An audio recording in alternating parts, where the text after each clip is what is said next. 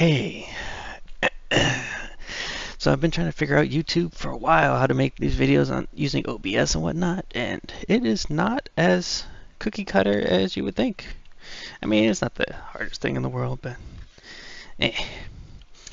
Anyway, so today I wanted to talk about the TTRPG that I'm making, the tabletop role-playing game, and I just have a few bullet points to go over, and then we can expand upon them as we go.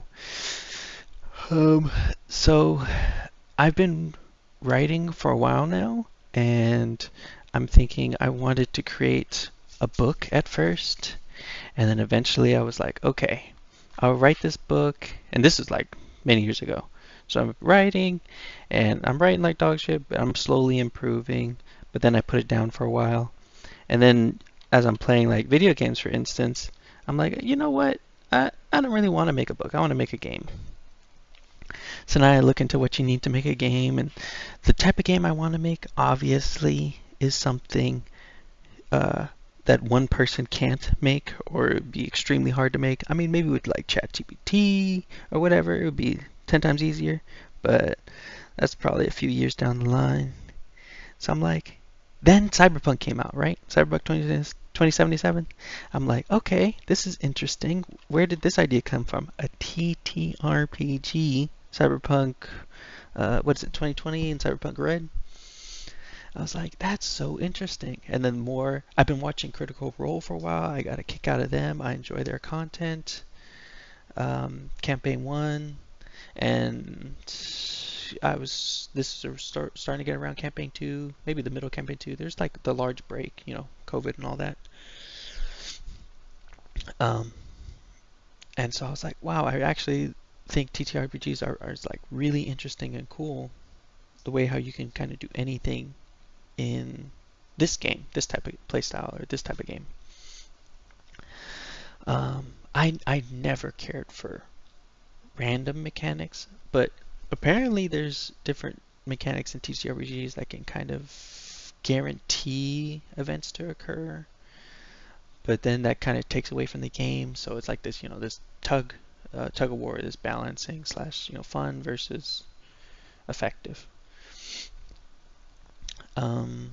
Right. So as I'm learning about Cyberpunk, and then I'm learning about D&D Dungeons and Dragons, I'm over here realizing that, oh, so this is where not just a lot of games came from, like literally like almost every single game came off of this idea of Dungeons and Dragons, and the more and more history I go into, it's fascinating.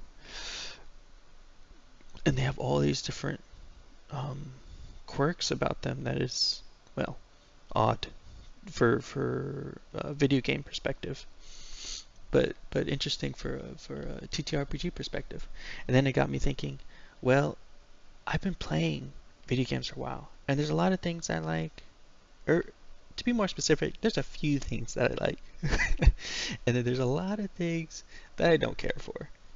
Like easy one, most people have beef with this, is you know the easy way devs make bosses harder or mobs harder is they increase the health or increase the damage, or basically make them super tanky, where instead of taking 10 minutes for the fight, it takes an hour. I'm exaggerating, but not really. And so yeah, I thought, okay, well, why does that occur? um, why is that a common tactic that a lot of devs use? And it's like, oh, HP, health, this abstract idea of hit points. Obviously, the tougher boss has more HP, right? And as you go up in levels, as you encounter more and more difficult bosses, the more HP they get, obviously. And it's like, I personally do not care for this. There's a lot of things I'll get into, over the coming videos that I care for, that a lot of people may like, and then there's things that I care for that a lot of people will not like. For example, I like managing like your arrow count or food rations and whatnot, but a lot of people don't like that. So I'm trying to balance the line between what is absolutely ridiculous and tedious to what could be practical and fun. But for today, I wanted to focus on these four. So we have dice mechanics, task, proficiency, enhancements. I mean, you guys can read. What am I doing? So dice mechanics. So I have these two types of die. So there's the hue die, and then there's the air die. So I'll go into like a bit of the, I guess, lore background as we go through these videos. Sorry, I'm using a Google Doc, a Word doc, but hopefully we can upgrade this later on. But as we go on, this will make a little bit more sense. It's a bit of nonsense right now, but the hue die, one's hues. These are the hues of the soul, right? So you have the lure, awe, and ego that you're developing.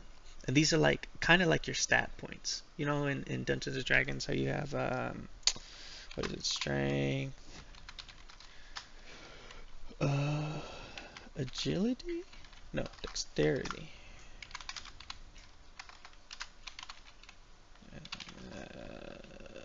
What's the other one?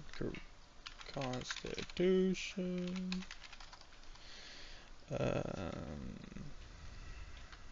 Intellect, wisdom, and charisma. Ooh. I think I'm nervous, guys. I'm nervous. Or maybe I just always type bad. So you have these 6 stats. So these are kind of like your 6 stats. I mean, it's rolled into the dice. So instead of having a number, I don't really want to have like addition, too much addition, subtraction, multiplication in the game. Of course, there will be that because it's a dice game, but try to keep it to a minimum. So we have lure. So it could be a D4 through D12, and that's the same for all the hue dice. Actually, I could have just put it up here, but so for example, if you have +1 lure, that's equivalent to a 1d4, and then +2 lure, wow, equals 1d6. So you going up a dice category. I call these dice categories. So you have the sorry, a 1d4, 1d6, 1d8, 1d10, and a 1d12. So, oh wait, for the game total, it will also have a 1d20 and a 1d100. But these are what we'll use for a majority of the mechanics, and then you have a few things that will use these. So each one of these is a +1. So you go from +1 1d4 up to a +5 1d12. So if I call these enhancements. So every +1 or if you get +3 or something, that's enhancements to your die. But anyway, back to dice mechanics. So you have your lure, your awe, and your ego. These are your main dice, your hue of the soul dice. And then you have your air dice. So these dice can accrue from the different arts that you have, your disciplines. So you have I'll go down here. So you have